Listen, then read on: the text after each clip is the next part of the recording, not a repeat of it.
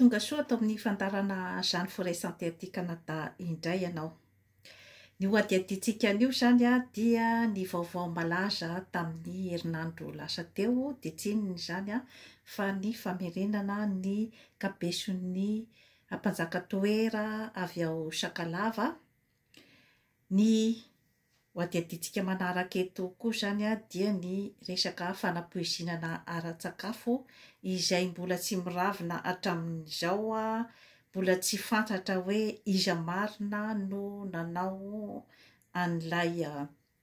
fanapoizinana ara-tsakafo. Fahatelo dia hoadiaditsika eto ny fiverenan'ny ekipan'ny Barea Atandrazana ary ny fahaefatra izany dia ny tsy fanatrehan'ny président de la république mivady ny fatin'ny tompoko vavy Céline Ratsiraka. Tonga soa atao amin'ny fandarana Jeanne Forêt Santé aty Canada indray ianao. Momba ny famerenana ny kabeson'ny mpanjaka toera, mpanjakan'ny Sakalava tamin'ny andron'ny fanjanahantany io zany satria izy dia nanohitra ny fanjanahantany zany, nanohitra ny fangalana keriny ny tany malagasy sy ny fanjakazakana eo amin'ny Madagasikara. Zany zavatra rehetrarehetra izany no nahatonga ny mpanjanaka nanapaka ny lohan'io mpanjaka toera io izay mpanjakan'ny Sakalava tamin'izany fotoana izany teo imason'ny vahoaka entiny ary nisy ireo miaramila roa izay niaraka no tapahan-doha taminy koa zany ary dia nentin'ny mpanjanaka tany Fransa ny lohan'izy telo mirahalahy ireo zany mba hanaporofoina tany Fransa izany fa vita ny mission izay nampanaovina ny iraka izay nanjanaka any Madagasikara. Izany hoe midika zany ho an'ny zareo hoe faharesena ho an'ny Frantsay zany ny fanaterany ny lohan'ireo mahery fo telo lahy ireo zany tany Fransa. Nisy zany ny cérémonie makotrokotroka be zany natao tany Fransa niaraka tamin'ny ministry ny culture tsika izany sy ny ministry ny culture tany Fransa izay nanao sini zany ny famerenana ny kabeso aty Madagasikara. Ary nisy zany ny cérémonie ihany koa zany ny amin'ny hoe fitondrana ny an'ilay kabeso izany nanao costume traditionnel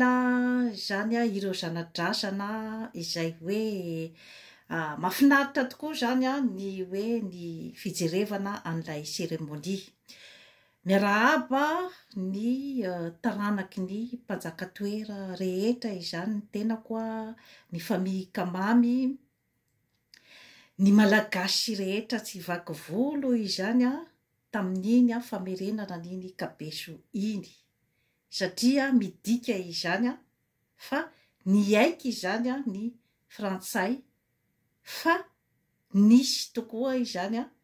ny abibiana izay nataony tamin'ny vahoaka malagasy tamin'ny andron'ny fanjanahantany. Midika ihany koa izany fa mireconnaître izy izany fa tokony averina any amin'ny taniny zany ireo zavatra rehetra, zavatra sarobidy izay nalainy akeriny izany tamin'ny tanin'ny Afrika. Tsy isika malagasy ihany no namerenana an'ireo karazan-javatra sarobidy ireo fa presque ny continent ny Afrika izany izay hoe nanana zavatra nalaina akeriny, zavatra sarobidy nalaina akeriny zany dia naverina tanin-drazana daholo. tonga taty Madagasikara moa zany dia natao ny karazana seremonie rehetra natrehan'ny président de la république sy ireo membre ny gouvernemanta ny fampandalovana azy teo amin'ny mausolée. De rehefa avy eo moa zany dia nentina tany amin'ny tany Sakalava izany ireo kabeso nisy telo mirahalahy ireo ary dia natrehan'ny président de la république ihany koa zay zavatra zay sy ireo membre ny gouvernemanta. Ijanona eo ve zany ny momba n'iny kabeso iny, izany hoe rehefa tonga ny tany-drazana ve zany dia faly zany isika malagasy fa de tafaverina ny kabeso, sa ijery lalindalina kokoa isika ny ao ambadiky n'iny zavatra rehetra iny, satria isika malagasy tsy mora manadino zay ka izay no matetika no anararaotan'ny vahiny atsika, satria ny famerenana ny kabeso dia maro no fitenenana hoe ny Îles Éparses no nangatahana ka kabeso no nomena. Tsy manamaivana velively ny famerenana ny kabeso fa misy symbole goavana de goavana izay tokony ho raiketitsika malagasy ao anatin'ny saitsika, ao anatin'ny fotsika sy ny fanahintsika zany ny symbole n'iny famerenana ny kabeso iny. Inona ny ambadiky n'iny? Dia ny abibiana rehetra izay nitranga tamin'ny andron'ny fanjanahantany, aoka tsy ho adinontsika izany zavatra rehetra izany, satria ny famisavosana ny lasa no ahafahana mibanjina ny ankehitriny sy ny hoavy. Iny zany no hita mibaribary nisy porofo iny fanapahan-dohan'ny ampanjaka-toera iny, fa ny ambadiky izay rehetra izay betsaka ny zavatra niseho kanefa tsy tantaraina. Misy ihany no hita any amin'ny arsiva sy ny rehetra eny, fa mino fa tsy vita ao anatin'ny arsiva daholo, tsy voatantara ao anatin'ny arsiva daholo ny zavatra niseho, fa misy ihany koa ny lovatsofina izay tantarain'ireo olobe taloha izany ny hoe inona marina ny zavatra niseho nandritra n'izay zavatra rehetra izay. Ka momba ny kabeson'ny ampanjaka-toera dia mba tsaratsara kokoa angamba raha ohatra ka hoe misy mpahay tantara ohatra zany mba mitantara amin'ny atsipiriany zany ny hoe tantaran'ny zany ampanjaka-toera izany ny foto-kevitra nijoroany zany ampanjaka-toera izany ny fomba namonoana azy sy ny zava-nisy rehetra izay niseho tao amin'io toerana io, satria raha ny hoe fahenoana azy zany dia tsy izy rery no novonoina tao tamin'izany andro zany, fa nisy olona maro izany ary nisy raha mandriaka betsaka zany tamin'ny fotoana izay namonoana an'io mpanjaka io. Midika izany fa nisy zany ny olona nijoro tamin'izany andro zany amin'ny fiarovana ny tany-drazana. 2025 sika zany amin'izao fotoana izao, zany hoe fanjato ny taona maro izany taty aoriana, mipetraka ve izay hoe fiarovana ny tany-drazana izay? Mitohy ve ny asa sy ny foto-kevitra nijoroany ireo olona ireo? amin'ny fiarovana ny taniny amin'izao fotoana izao. Mitohy ve zay sa niseho tamin'ny endrika hafa? Ilay fanjanahana tamin'izany andro izany, ny herisetra izay natao tamin'ny vahoaka malagasy tamin'izany andro izany, amin'izao fotoana izao ve zay efa foana? Sa miseho ihany koa amin'ny endrika maro samihafa izay hoe fakana-keriny ny tany, fakana-keriny ny maha-olombelona, miseho amin'ny endrika samihafa izany izay karazana abibiana izay amin'izao fotoana izao. Eto ka ampieritreretana antsika fotsiny mantsy izany zavatra rehetrarehetra izany, satria ny tany rehetra dia mandroso makany amin'ny fahaleovantena. Isika nefa toa miemotra andeha any amin'ny fiankinan-doha sy ny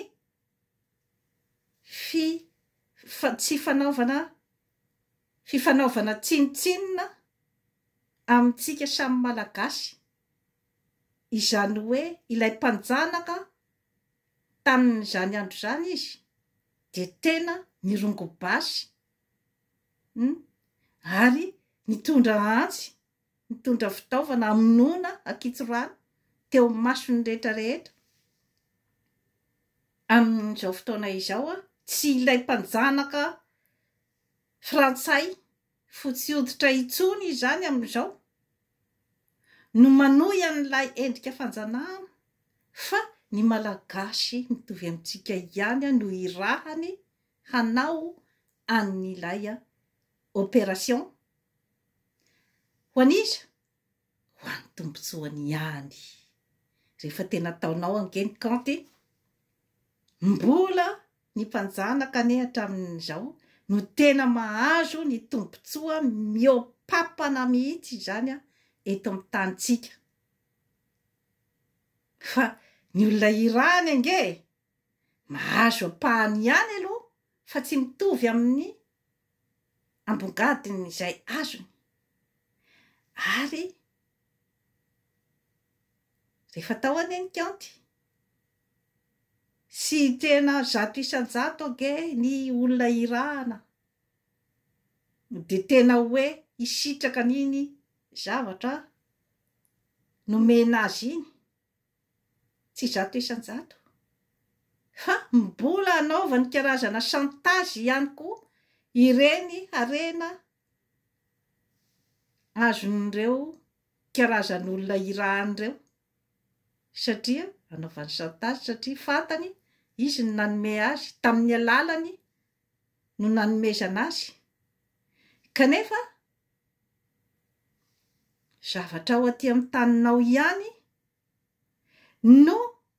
hanajany anao. Mila mieritreritra zany isika malagasy ambadika ireny zavatra rehetrarehetra ireny, satria karazana fameroverezana izany no natao ny amin'ny hoe fanomezana ny kabeso mba hanadinoany ny malagasy izany ny fangatahany ny ilzepasa, izany hoe ny gros lot izany dia asy foana zany raha araky ny eritreriny. Fa isika izany amin'ilay hoe fantany fa mandala ny fomban-drazana isika, fantany fa olon'ny fanahy isika, dia rebirebeny izany hovarimbariana zany amin'iny karazana seremonia iny. Averiko indray fa tsy manamaivana velively ary mbola miarahaba ny famian'ny ampanjaka-toerany tenako, satria raha hoe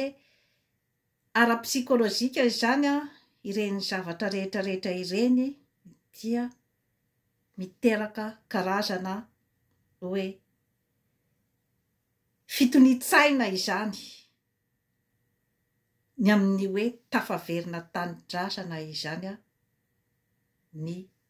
ampanjaka toera ohatrany hoe zany a efa maminaviana zany a efa mijery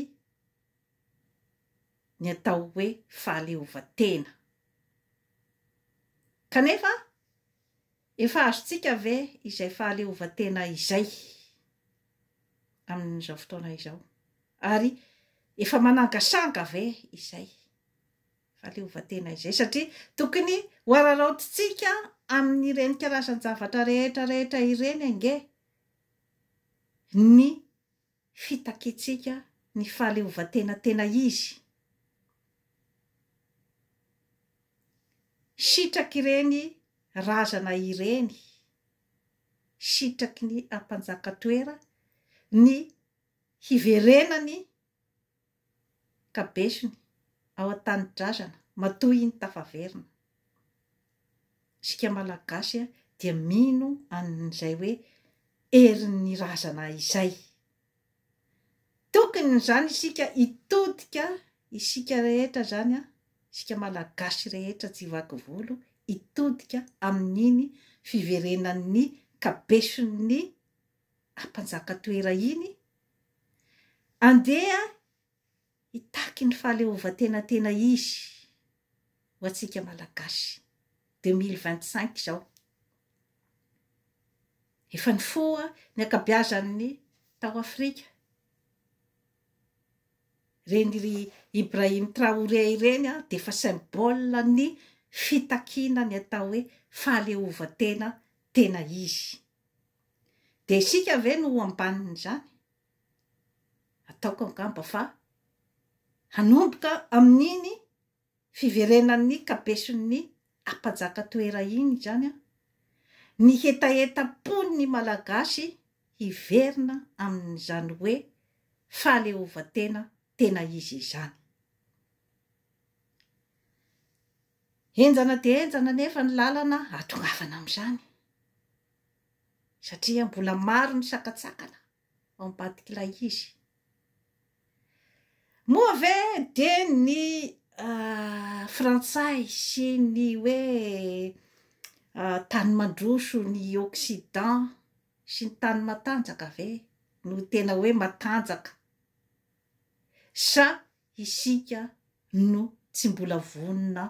iroso amin'izay hoe fahaleovantena tena izy izay isika ihany no afaka mamaly an'izay fanontaniana izay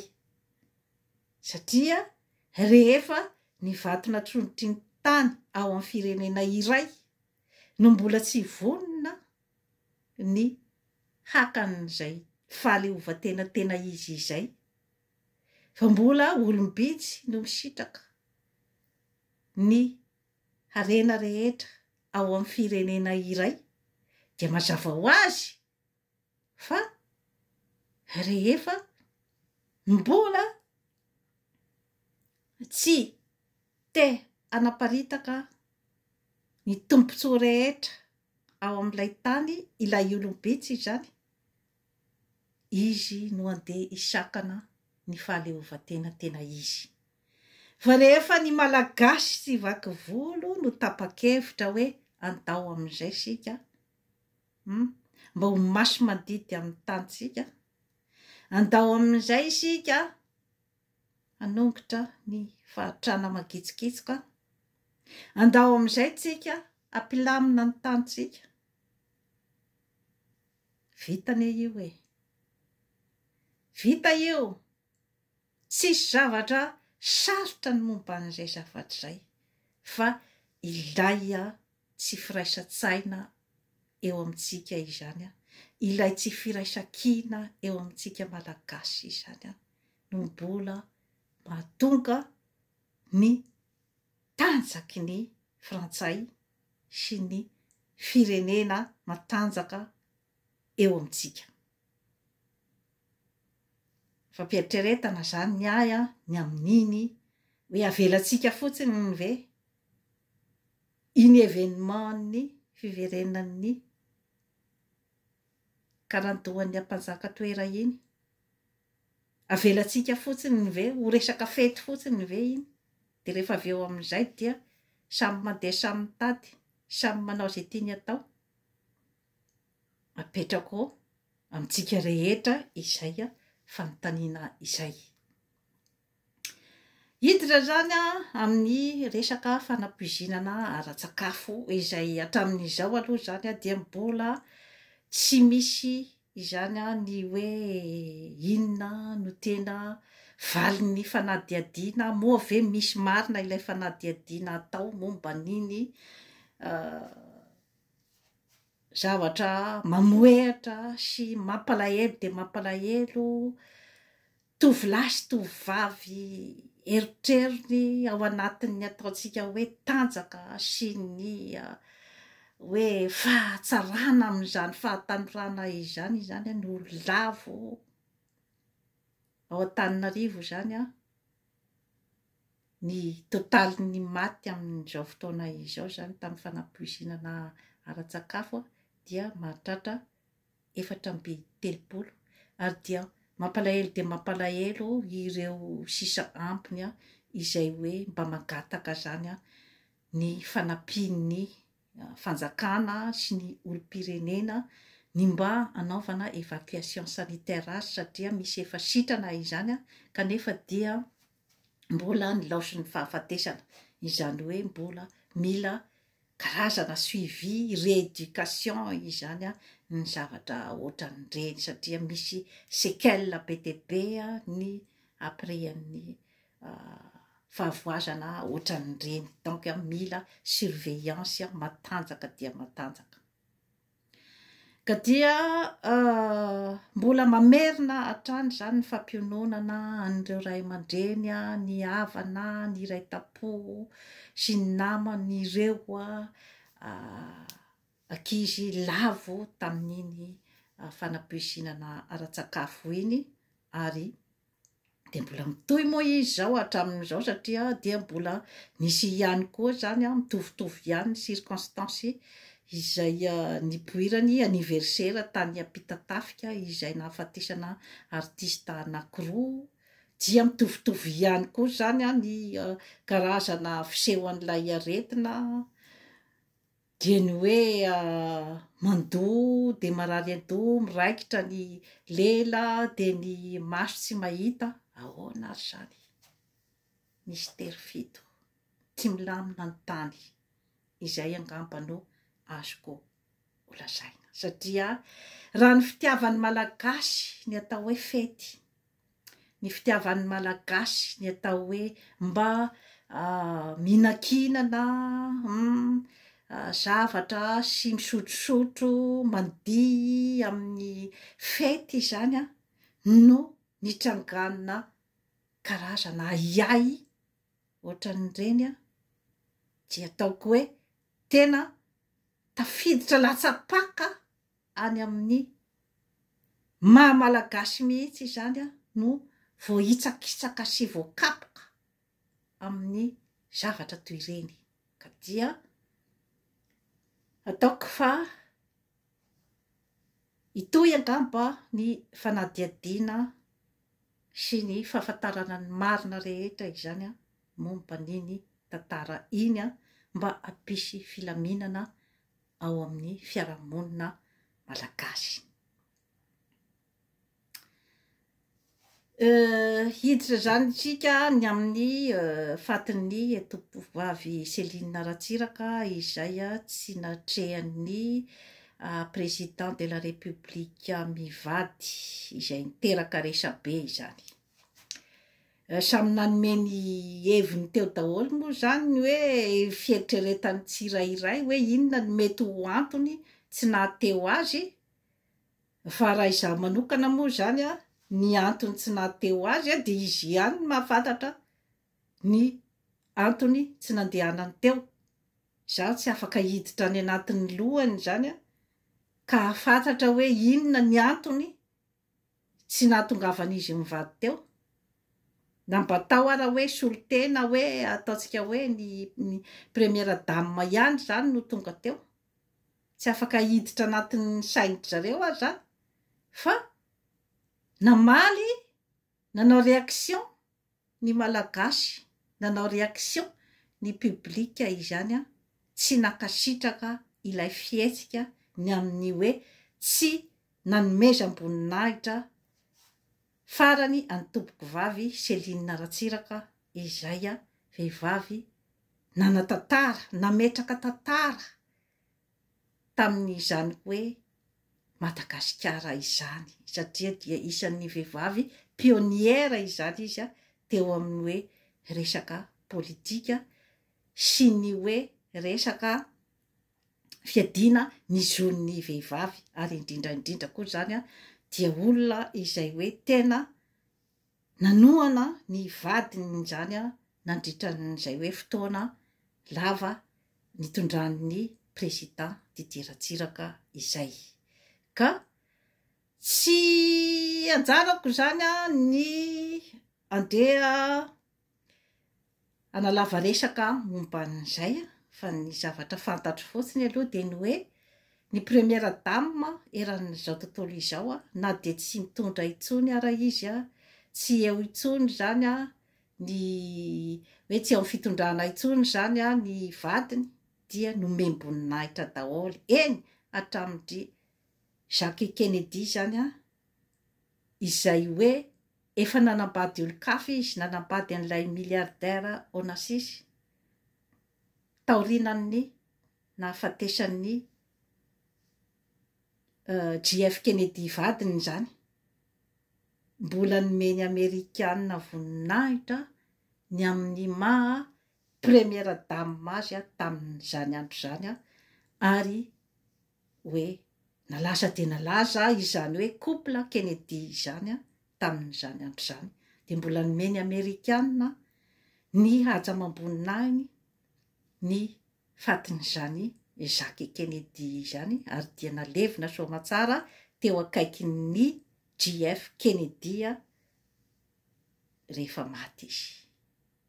Tsetsatsetsy tsy aritra fotsiny mantsy zany ahy a ny amin'izay resaka hoe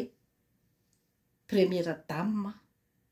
misy haja-mamboninahiny eo amin'ny firenena. Ary réflexion kely ny hoe ataoko hoe resaka koba ve enganefa tsy izay, satria un grand personnage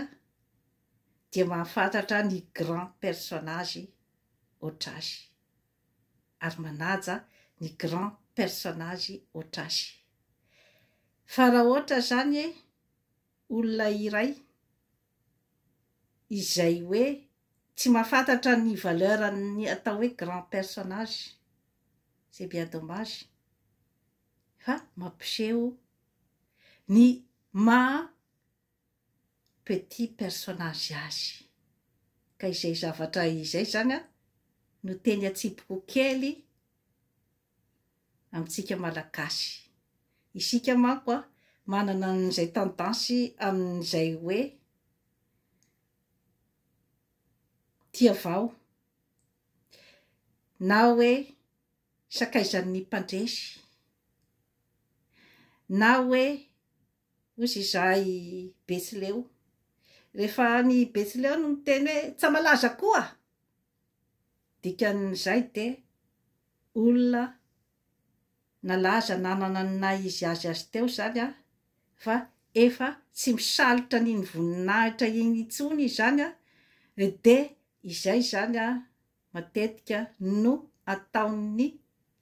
marivo salosana hoe tsa malaza koa ny valeuran'ny olombelona iray a, dia mipetraka foana iny, ary ny publika no mampiseho an'izay valeur omeny olona iray izay, fa tsy karazan'olona vitsivitsy izay tsy manome ny danja afa-tsy ny zavatra mamirapiratra aty ivelany. Raha ohatra reny Nelson Mandela reny angamba no malagasy, angamba mety tsy ho lany président de la république ny reny, raha ny hoe ny toe-tsaina ny gasy zany satria inona koa zay olona efa nigadra nandritra ny 7 taona atao inony zany olona efa antitra sa malaza koa hoy ny fitenin'ny Betsileo tandremo fa mananjina ny olombelona rehefa olona manana ny maha izy azy misy foana ny zavatra izay hoe fiesika tokony ataonao izay mieritreritra fa manana ny maha izy azy ianao manome voninahitra an'iny olony ary izany raha tsiraka Didier mivady izany dia olona nanaja fatratra an'izay hoe voninahitryolombelona izay na dia hoe tsy teo amin'ny plasiny tsony izany ny olona iray izay omeny zareo voninahitra dia mbola omeny voninahitra tamin'ny fitondran'izy mivady izany no tena natsapako an'izay hoe karazana fanomezam-boninahitra izay kanefa dia mampalahelo moa izany fa dia tsy dia tena nahazo loatra izany an'izay fanomezam-boninahitra izay zany ny première dame zay zany avelako eo iny momba ny fiverenan'ny ekipan'ny Barea an-tanindrazana izay nitondra karazana enthousiasme be zany ny fijenana sy ny tamin'ny niakarany tamin'ny finale mahafinaritra dia mahafinaritra tokoa ireny zavatra rehetrarehetra ireny dia niteraka karazana fifamaliana teo amin'ny mondeny réseaux sociaux moa zany no hoe ny filoham-pirenena tsy tokony handehany satria izy anie tsy niraharaha ny Barea tamin'ny fotoana hoe nilan'ny Barea azy fa dia hoe te-japy-train dia misy koa ny fitenenana hoe tsy tokony handehany fa satria manome lapoasy malchansy dia ny filoham-pirenena moa zany izy tsy nandeha tokotrany fa niandry ny fiverenan'ny Barea ary mbola mamerina ihany koa zany ny fiarabana ny ekipan'ny Barea sy ny malagasy rehetra jevaky volo tamin'iny nahatratrarany ny finalista iny ary dia miarahaba ihany koa ny Barea izay nandresy tamin'ny farany teo moa zany tamin'ny ekipan'ny Tchad amin'ny fifaninanana ny andehanana any amin'ny coupe du monde ka reharehantsika malagasy izany vaovao rehetrarehetra izany ka dia mampirisika hatrany ny ekipan'ny Barea izany hanao zay afany izany mba hitondrana ny voninahitry ny Madagasikara. Ny tena karesabe zany ny fitenenan'ny président de la république Andry Nirina Rajoelina ny amin'ny hoe anamboarana villa 3 zany ho an'ny ekipan'ny Barea Tchana miampy ny coach izany dia teraka karazana resabeny amin'ny hoe fakongany Barea ihany no nahazo championnat misy ange nahazo championnat du monde ohatra tamin'ny resaka pétanque na ny boule izany misy maromaro ihany koa zany ny hoe mba nahazo championnat du monde nahoana ny tsy tononona fa nahoana no ny Barea irery ihany tsisy maharatsy ny hoe resaka hoe fanomezana valisoa moa zany no azontsika hitenenana azy récompense ho an'ny izay nahafapo zany ny zavatra nataony teo amin'ny fiainana kanefa io zavatra io zany tsy tokony hoe hoentina mifietse-po fotsiny zany zavatra goavana ohatran'izay fa tokony hoe ny fampidinihana tsara izany miaraka tamin'ny komite ny sport zany hoe inona ny tokony ataontsika zany mba hanomezantsika karazana récompense an'ireo. Moa ve ny récompense ve nefa no tena zava-dehibe sa ny hoe fanohanana an'ireo ekipa ireo zany eo amin'ny fiainany andavanandro aloha voalohany indrindra sy ny discipline rehetra satria mila vola daholo inge ny famokarana an'izany atao hoe sport de haut niveau izany. Misy vola be tsy maintsy anampiana an'ireo joueur ireo. Izay mantsy no zavatra mba fantatro zany aty amin'ny tany mandroso. Eo ny sakafo izay hoe sakafo tsy maintsy sakafo ara-pahasalamana mampatanjaka, sakafo spécial mihitsy zany ho an'ireo joueur ireo. Eo ihany koa ny fotoana izay anaovany ny entraînement. Moa ve manana ny tena hoe fotoana ifatoany amin'izany ve ireo olona ireo satria manambady amajanaka daholo anie ireo. Kanefa olona zany mbola hoe tsy maintsy miasa amin'ny asa fanao ny andavanandro izy zany fa tsy afaka tena hoe mifatoka tanteraka ao anatin'ilay hoe fanaovany entraînement, ny resaka déplacement sy ny resaka hoe fanohanana ara-moraly, ny psychology, ny dokotera izay manara-maso, zany daholo zany miodikodina ao anatin'ny hoe entretien zany hoe famokarana ny mpilalao matanjaka iray.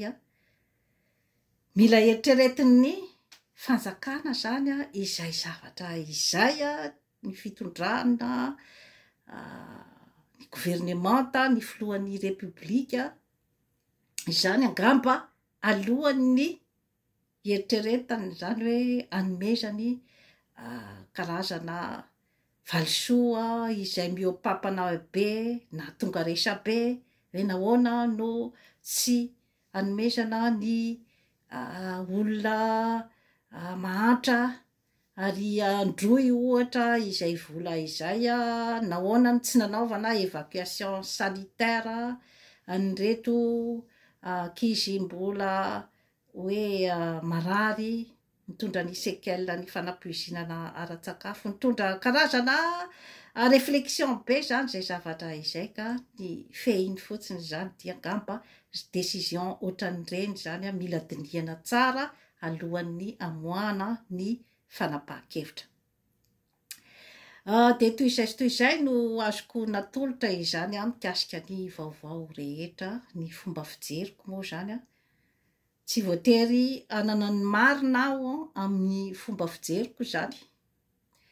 fa dia mametraka hatrany ny anjara-birika ho antsika malagasy amin'ny fampandrosoana any Madagasikara. Tsy momba tsy momba ny mpitondra aho ary tsy momba ny mpanohitra fa manohitra ny fahatrana izay hoe isika malagasy tsy vaky volo no tokony ikaondoha zany hoe ahoana ny fomba amogorana anio fahatrana magitsokitsoka ao Madagasikara, fahatrana izay mampametram-panontaniana fa olona mahantra matory ao ambony arena sesehena izay olombitsy no misitraka an'ilay arena sesehena ary dia mampatory ireo mahantra hatrany amin'ny 70% malagasy hampatoriana eo ambony arena sesehena satria tsy tiana hozaraina. Iverenako izany ny kabeson'ny mpanjaka toera, iny zany no tokony ampifoha atsika mianakavy andehanantsika amin'ny atao hoe fahaleovan-tena tena izy. Dia mametraka ny veloma ho atsika rehetra makahery ny malagasy tsy vaky volo ao anatin'izao krizy mangitsokitsoka izao ny tenako. Veloma tompoko.